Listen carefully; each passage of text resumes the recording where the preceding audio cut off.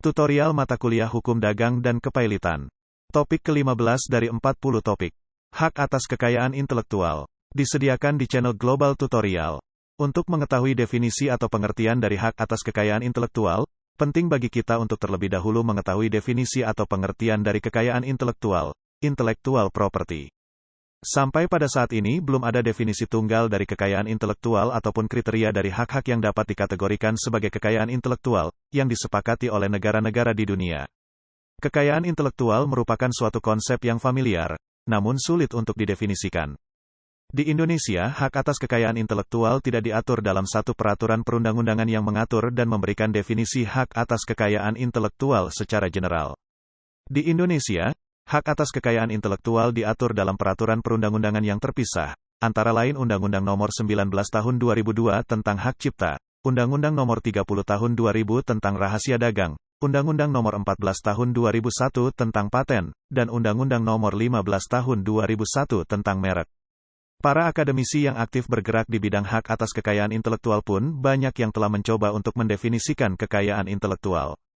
Sudargo Gautama, seorang akademisi yang memberikan perhatian terhadap perkembangan hak atas kekayaan intelektual di Indonesia, mendefinisikan hak atas kekayaan intelektual sebagai perlindungan yang diberikan terhadap setiap ciptaan di bidang kesenian, industri atau pengetahuan. Frederick Ebert dan Thomas Cottier mendefinisikan kekayaan intelektual sebagai serangkaian produk tak terlihat, intangible, yang dihasilkan dari aktivitas manusia. World Intellectual Property Organization, selanjutnya disebut dengan WIPO, menyatakan bahwa objek dari kekayaan intelektual adalah kreasi dari pikiran manusia atau intelektualitas manusia. Oleh karena itulah, dikenal dengan sebutan kekayaan intelektual. Doris Estelle Long menyatakan, kekayaan intelektual adalah hak yang melekat pada asal tidak berwujud atau perlindungan yang diberikan terhadap hasil dari kreativitas pikiran.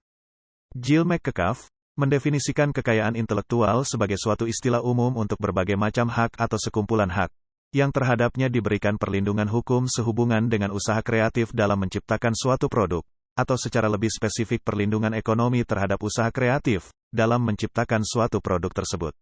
Dari definisi-definisi yang tersebut, dapat disimpulkan bahwa kekayaan intelektual merujuk pada ekspresi atau produk dari ide yang merupakan hasil kerja dari aktivitas, kreativitas dan intelektualitas manusia.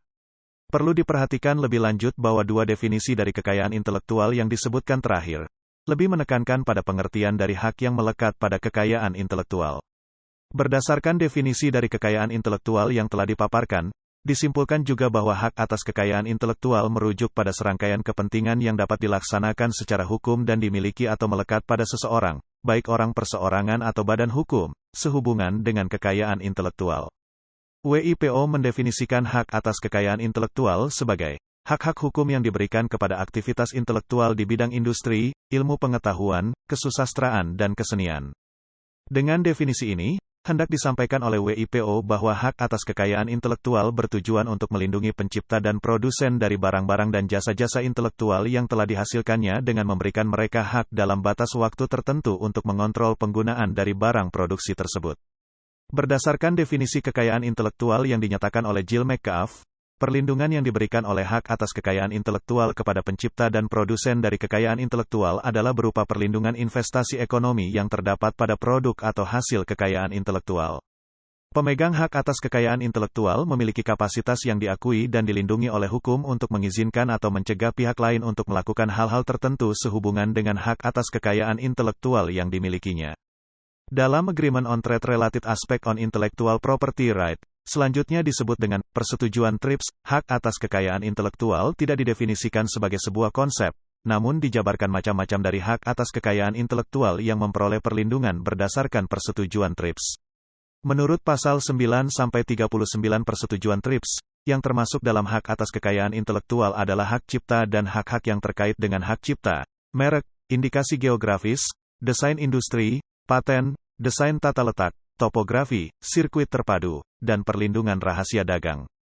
Berdasarkan ketentuan pasal 1 ayat 2 persetujuan TRIPS, dikesankan bahwa tidak ada macam-macam hak atas kekayaan intelektual lain, selain dari yang telah disebutkan sebelumnya tersebut, namun tidak demikian dalam kenyataannya. Macam-macam hak atas kekayaan intelektual, menurut persetujuan TRIPS tidak terbatas hanya pada ketentuan pasal 9-39 tersebut saja. Kesimpulan ini didasarkan pada dua hal. Pertama, ketentuan pasal 2 ayat 1 persetujuan TRIPS yang menyatakan, in respect of parts 2, 3, and 4 of this agreement, members shall comply with Articles 1-12, and Article 19, of the Paris Convention, 1967. Hal ini menunjukkan adanya hubungan keterkaitan antara persetujuan TRIPS dengan Paris Convention for the Protection of Industrial Property. Selanjutnya disebut dengan Konvensi Paris, yang telah berlaku sebelum berlakunya persetujuan TRIPS. Rasio perlindungan hak kekayaan intelektual. Mengapa hak atas kekayaan intelektual perlu dilindungi?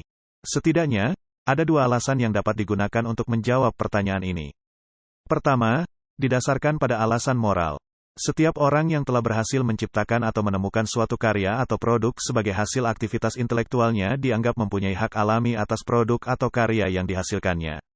Perlindungan terhadap hak atas kekayaan intelektual ini diatur pula sebagai bagian dari hak asasi manusia dalam pasal 27 ayat 2 Universal Declaration of Human Rights 1948 yang menyatakan, everyone has the right to the protection of the moral and material interest resulting from any scientific, literary or artistic production of which he is the author.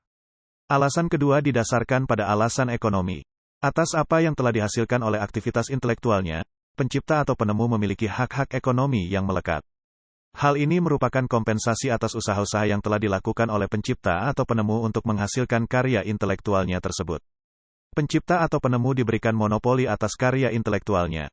Dengan monopoli ini diharapkan, dapat dilahirkan karya-karya intelektual baru oleh si pencipta atau penemu tersebut. Alasan ekonomi dalam perlindungan hak atas kekayaan intelektual ini tentunya semakin erat kaitannya ketika objek perlindungan hak atas kekayaan intelektual telah menjadi komoditas dalam perdagangan yang menghasilkan keuntungan-keuntungan ekonomi bagi si pencipta atau penemu. Pemerintah dari negara-negara di dunia ini bebas untuk menentukan apa-apa saja yang dapat dikategorikan sebagai hak atas kekayaan intelektual dan cara-cara untuk melaksanakan peraturan-peraturan dalam rangka pemberian perlindungan hak atas kekayaan intelektual dalam hukum nasionalnya masing-masing. Tentunya, dengan tetap memperhatikan ketentuan-ketentuan perjanjian internasional tentang hak atas kekayaan intelektual yang mengikat tiap-tiap negara. Oleh karena itu, perlindungan hak atas kekayaan intelektual ini bersifat teritorial.